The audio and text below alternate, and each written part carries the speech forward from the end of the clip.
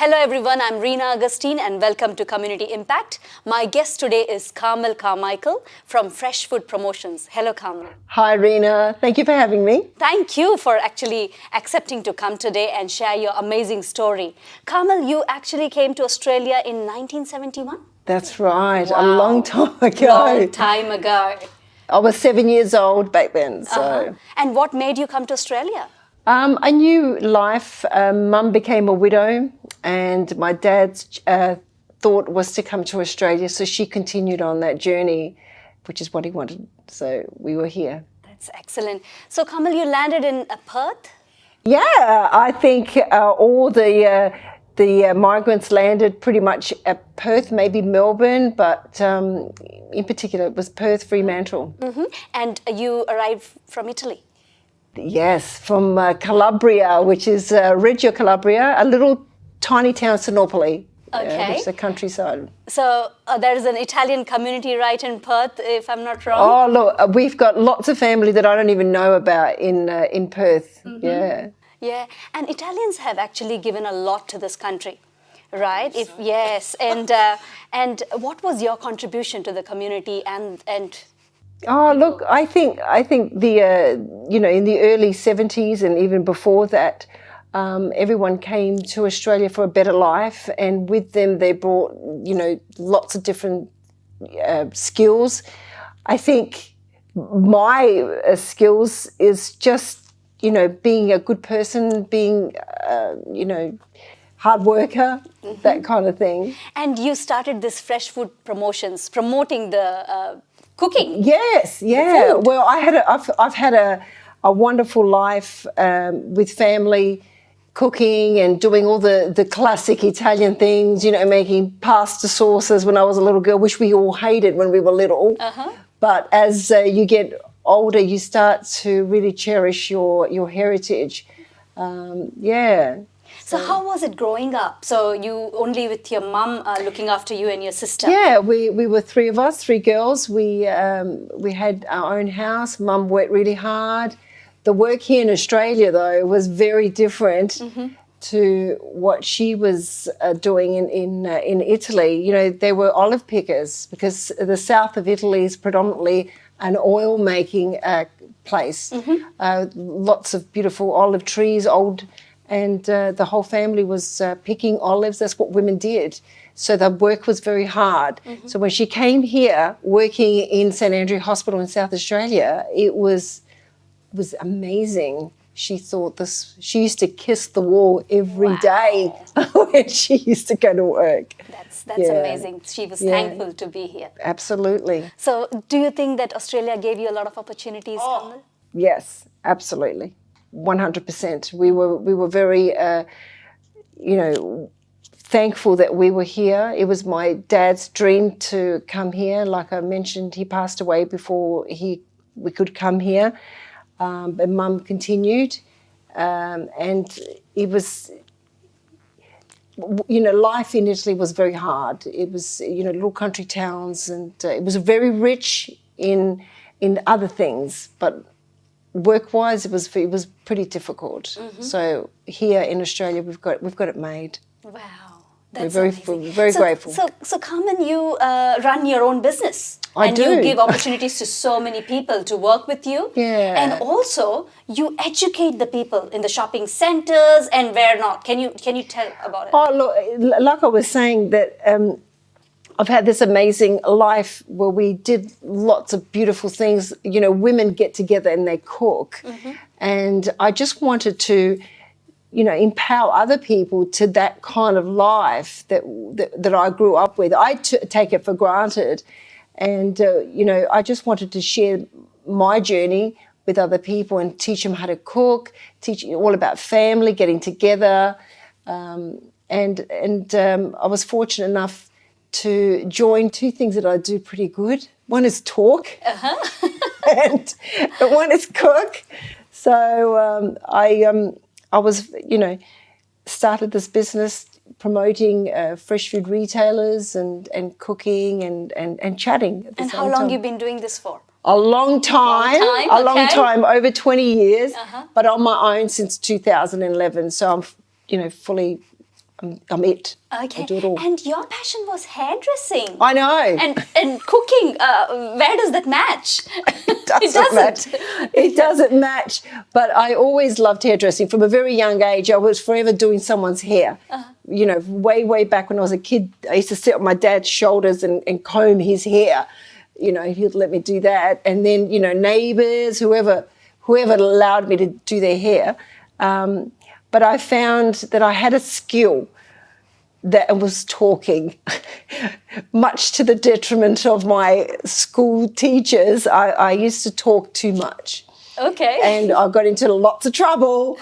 But that was a skill that I had. But I was genuine. Mm-hmm. So when I did do, hairdressing, I was actually a receptionist. Wow. And I was at the front, representing the company that I was working for. Mm-hmm. So talking. Yeah, talking. Absolutely. Wow, that's great. So Carmel, talking about the food, the flavors, you do educate people about Italian food, and recently you're going to do some Indian food, which definitely in your journey you might have done many times. But tell me about what exactly do you know about Indian food? Well, I've had to do a little bit of research. I mean, we all love Indian food. Let's be real about that. And we're going to be. I found out a couple of things about the masala tins and how they get handed over to the girls predominantly. Wow. I know, I found that out. That's tradition. And I know, and we're doing something up with the Santoshi Spice Market, and we're going to be showing, your average person like myself, what you guys know is that you have these tins with all the key ingredients in there at the ready to do anything. That's right. Can we put in everything? You have it all there ready to go. Yeah. And so with that variety, we even know what doesn't go in that and what does. Exactly. It's like automatic. Exactly. Growing up, watching. And you were taught, just like, there's not much difference between our cultures, whether it's, Chinese, Vietnamese, Japanese, Indian. We all have family is the key, the core. Yes. So we were taught in the Italian household, the girls predominantly again, about cooking and that it's important to feed your family. So that's the core of what I'm doing right now. It's very, very important that, we teach young women, young men. I've got 3 boys, so I've taught them how to cook. They're even better than me. Wow. Pretty much a lot better than me. Mm-hmm. But, it's all about the Indian side of things that we're going to be doing. We're going to be doing just that. It's showing the core things on how to cook and bring family together. So no matter what culture, that's at the bottom line. That's great. That's great. The Was the 70s predominantly male? Pretty much. And it goes right back to our schooling, so to speak. Girls were kind of pigeonholed with our education into 2 areas: typing. And I've forgotten the word or the other one. Cooking? We're cooking, Shorthand. Shorthand, yes. Yeah, I mean, I know how to write shorthand, not very well anymore. But that's the 2 areas. So we were either going to be a receptionist or we were going to, work in an office or things like that. So typing, that's called shorthand, and cooking? Well, typing and shorthand, you actually, while you were talking, I'd write in... Oh, geez, like a PA, personal assistant. That's right. Oh, wow. That's right. Okay. So they're the 2 areas that we were kind of steered in, because at the end of the day, we were supposed to get married and stay home and have kids, and that's it. Yes. But I always had a bit of a career mind. I wanted that. I wanted children. I wanted a family, but I also wanted a bit of a career. Wow. That's amazing. And hairdressing was one of them to begin with. Yes. How long you were in there? Oh, for about 7 years, I think. Was it male-dominated there, or? Oh, not so much. We were starting to get into the 80s. Yeah. Things were starting to ease a lot. But when I was a young girl, it was pretty much a man's world. Yeah. Wow. Pretty much. How did you overcome those all situations? How are you now and so different? And I think you learn you know, back then you learn quick, smart at that very early age that you got to work with them, with the men, you know, and you know, to stand your own ground, but be respectful. And I think I always went back to being respectful, no matter which sex it was. So, you know, if they were the boss, whether it was a male or female, I just respected them and it was loyal. That's a big thing in our culture, isn't it? Yes, it's yes. a cultural thing. Yes, pretty much. Yeah. You know, you don't disrespect an elder, ever. Right. Ever. Fantastic. Ladies and gentlemen, we'll be right back. Hello Sat Sri ਅਕਾਲ ਨਮਸਕਾਰ ਇੰਡੋਸ TV ਦੇਖ ਰਹੇ ਸਾਰੇ ਦਰਸ਼ਕਾਂ ਦਾ ਮੈਂ ਹਰਜਿੰਦ ਕੌਰ ਮੰਗਟ ਸਵਾਗਤ ਕਰਦੀ ਹਾਂ ਦਰਸ਼ਕੋ ਜਿਵੇਂ ਕਿ ਤੁਸੀਂ ਸਾਨੂੰ YouTube ਦੇ ਉੱਤੇ ਬਹੁਤ ਹੀ ਪਿਆਰ ਦੇ ਰਹੇ ਹੋ ਪਰ ਉਸ ਤੋਂ ਇਲਾਵਾ ਤੁਸੀਂ ਸਾਨੂੰ ਦੇਖ ਸਕਦੇ ਹੋ ਰੀਅਲ ਟੀਵੀ ਦੇ ਉੱਤੇ ਜ਼ਿੰਗਾ ਟੀਵੀ ਦੇ ਉੱਤੇ ਸੁਪਰ ਟੀਵੀ ਦੇ ਉੱਤੇ ਜੀਓ ਟੀਵੀ ਦੇ ਉੱਤੇ ਜੁਗਨੀ ਟੀਵੀ ਦੇ ਉੱਤੇ ਇਸ ਤੋਂ ਇਲਾਵਾ IPTV ਗਲੈਕਸੀ ਸ਼ਾਵਾ ਗੋਲਡ ਅਤੇ ਸਾਡੇ ਹੁਣ ਤੁਸੀਂ ਐਪ ਨੂੰ ਡਾਊਨਲੋਡ ਕਰ ਸਕਦੇ ਹੋ ਆਈਫੋਨ ਦੇ ਉੱਤੇ ਤੇ ਐਂਡਰੋਇਡ ਫੋਨ ਦੇ ਉੱਤੇ ਉਹ ਵੀ free of cost ਤੇ ਦੇਖਦੇ ਰਹੋ 24/7 entertainment ਜੇਕਰ ਤੁਸੀਂ ਸਾਡੇ ਪ੍ਰੋਗਰਾਮ ਨੂੰ ਸਪਾਂਸਰ ਕਰਨਾ ਚਾਹੁੰਦੇ ਹੋ ਤੇ ਐਡਵਰਟਾਈਜ਼ਮੈਂਟ ਦੇਣਾ ਚਾਹੁੰਦੇ ਹੋ ਤਾਂ ਨੰਬਰ ਨੋਟ ਕਰ ਲਵੋ 35589436 ਸੋ ਦੋਸਤੋ ਦੇਖਦੇ ਰਹੋ ਤੁਹਾਡਾ ਆਪਣਾ Australian TV Indos TV thank you Welcome back. I'm Reena Augustine and you're watching Community Impact. My guest is Carmel here. Hello, Carmel. Thank you, Reena. Carmel, the COVID must have affected your work. Oh, yes. Because you're a person who goes out about talking, promoting. Yes. What impact it has? Oh, look, it's had a major impact. And I do this job because I love it. I love it. It's who I am. And it was very challenging to be at home. At first, the first, you know, month, 1 and 2, it was a good break for me but then after that, I was going stir crazy, you know, ripping at things in the garden, cleaning, all of that stuff. But I needed to get back. Because I felt that I was disadvantaged so heavily. And I had my first work back on last Saturday and it was amazing, absolutely amazing. You missed it. Oh, I missed it terribly because it's who I am. That's right. Yeah. And it has affected so many people in the mental health. Yes.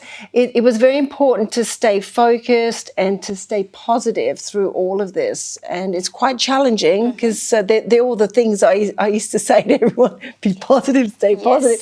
And I had to really center myself and focus on that. And when we did it, you know, we're just going back. We're following the regulations. That's the only thing you can do is follow what you're told to do. Do it. Do it. That's right. Do it. And we have done very well so far. Yes, so far. We're doing really well. Fantastic. Carmel, the last question I want to ask you is, what is the message that you would like to give the girls or the youngsters in general? Yes. What is it that you would say? Oh, look, if you're coming from another country, you know, we look different. You sound different. And that was me as a youngster. I tried to be someone I wasn't. And I think it's very, very important to be authentic, to be who you are, because you will sound different. You know, your skin might be different color, your hair might be different, your stature might be different. And it's very, very important to, you know, focus on what is true to you, and that is family. Family is very important, and you'll soon realise that as you get older, that it all comes back down to family. They're the cornerstone of everything. So be authentic.